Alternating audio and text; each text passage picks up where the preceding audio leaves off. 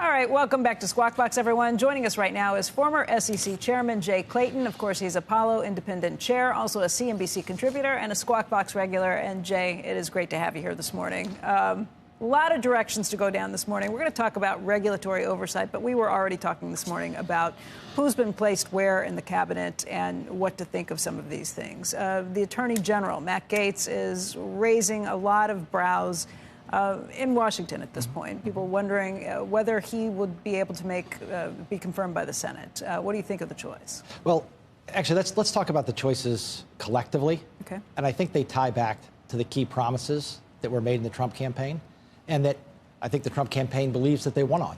The border. Look at Homan. I mean, you know where he stands. He's like, and you're going to have Mayorkas on. No one in America thinks that the border is working. Everybody in America knows we have the resources to fix it. Mm-hmm. He's going to fix it. So that's, pretty clear. You look at efficiency. Musk did an incredible job in the last month of the campaign explaining that government is not working well for the people, mm-hmm. that we're spending. He's full on. He's in. He's appointed. The economy, there are still appointments to come.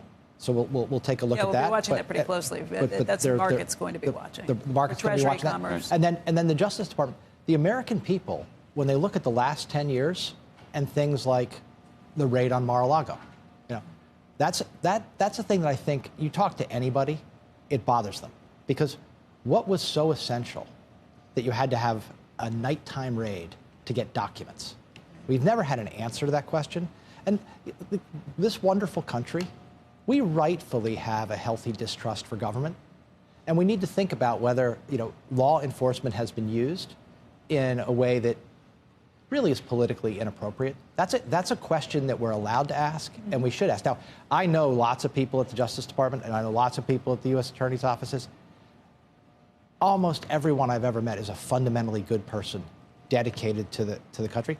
But we should be asking those questions in light of the cases that have been brought over the last 8 years. Do you think it's a weird nomination? Yeah, it's a weird choice of Matt Gaetz de-weaponize? Well, look, Matt. It's not necessarily. Matt Gaetz was willing to ask. This is what I say. He was willing to ask when others weren't. What the heck is going on here?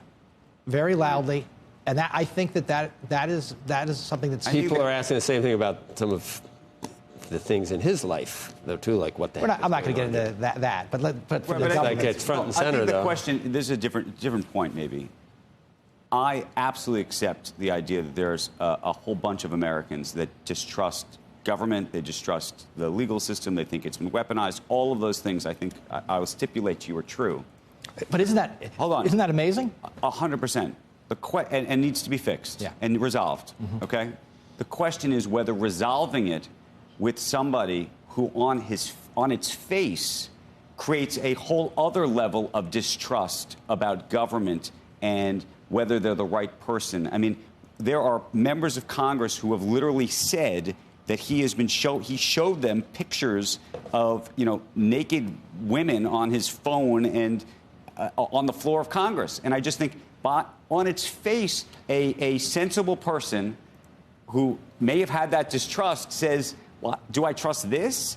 And there's got to be people in the world that can be both loyal to the president and that would instill a level of trust for the whole country. But besides the prurient stuff, it almost looks like he was less interested in governing. I mean, look at what happened with the Speaker McCarthy, et cetera, and more interested in being in front of cameras and self-aggrandizement and sort of his own, ambition to.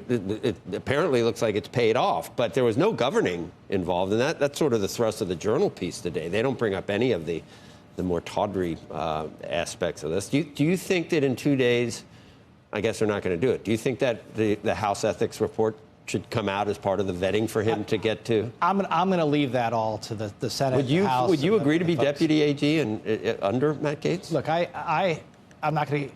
I have told the transition team and the president that for a job that I think I could be effective and that would satisfy my skill sets or be consistent with my skill sets, that I would serve. I think it is so important for people to step up and serve in government that if asked to do something that fit my skill set, I would do it. All right, let's talk regulatory changes that are coming, because we've had several people who have been on the show trying to figure out what the Trump agenda is going to mean from an economic perspective. You can try and figure out inflation, but the regulatory overhang is a huge one in how it holds back the economy. The regulatory overhang is, I think, even greater than we all imagined. And one of the issues that we're going to see is whether, we talked about antitrust earlier, you guys were talking about antitrust, again, in light of the Justice Department, whether we're going to see an antitrust policy that is actually coordinated with overall economic policy.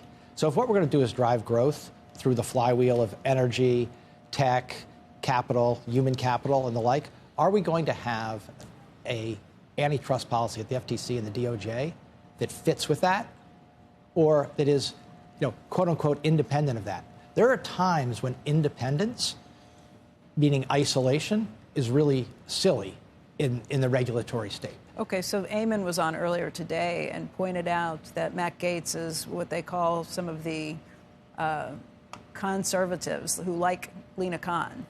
And that brings some questions into what's going to be able to be done from an M&A perspective. I expect, and look, it's not up to me, I expect that we will have a very liberal M&A market, because markets are moving faster than ever. Who would have thought that Perplexity would be this, I'd say very significant competitor to Google search? Markets are moving so fast that allowing market forces to determine future direction, rather than somebody sitting at the FTC thinking this is the way the market should look, is something we should give much more deference to. I would take that at face value, but what we saw in the last Trump administration was that was the case unless you were someone or a company that ticked off President Trump. And then he singled you out, and then you felt like you couldn't get things done, a la AT&T. Look, I think that oftentimes people will say that there's a personal motivation in connection with an enforcement matter in order to deflect and game. Look, when I was a regulator, I can stipulate that I had no personal motivation in cases that we brought. Many times, people were like, "Oh, he's bringing this case for this reason. He's bringing the case for that reason." That happens a lot.